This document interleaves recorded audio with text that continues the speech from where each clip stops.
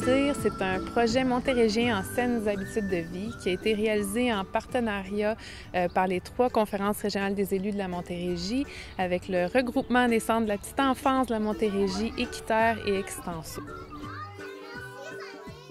C'est sûr qu'on aime toujours encourager les gens de la région, puis avoir des produits frais. Pour moi, c'est super important. Puis montrer aux enfants que les fruits et légumes, ça ne vient pas dans le fond d'un frigidaire.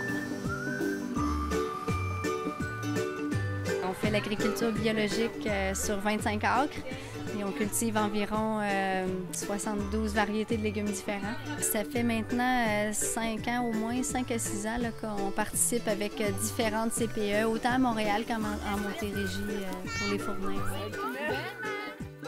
Leur donner la chance de pouvoir justement se procurer des légumes comme ça, certifiés biologiques, qui ne contiennent aucun pesticide, qui sont frais cueillis. On essaie d'y aller justement quand c'est la saison d'un légume, de le faire. Comme justement l'hiver, on fait des salades de betteraves, on essaie d'intégrer les légumes racines, y aller avec la saison. En arrivant à la maison et en disant « Hey, j'ai goûté une courge butternut ou à des cerises de terre », bien, le parent va faire « Ah, OK, oui ». Des fois, c'est l'enfant qui fait découvrir aux parents. Souvent, on nous dit que ça doit vous coûter très cher d'être bio, puis au contraire, je vous dirais, nous autres, depuis 5 ans, notre coût en alimentation diminue. Ça baisse à chaque année. Mais je vous dirais, c'est parce que mes cuisinières travaillent vraiment d'une façon où ils réutilisent tout.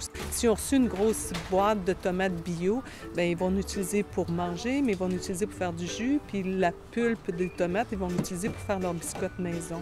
Au début, on était un petit peu tout seul dans l'aventure, puis on avait de la difficulté à trouver des fournisseurs. Une fois qu'on a connu Équiterre, puis qu'on a pu rentrer en relation avec eux autres, c'est eux autres qui ont pu nous diriger vers des fournisseurs qui étaient capables de nous offrir ce qu'on cherchait. Il y a d'autres établissements, que ce soit des services de garde, mais aussi des écoles, des hôpitaux, des établissements de santé, partout à travers le Québec, qui s'approvisionnent en fruits et légumes locaux et responsables.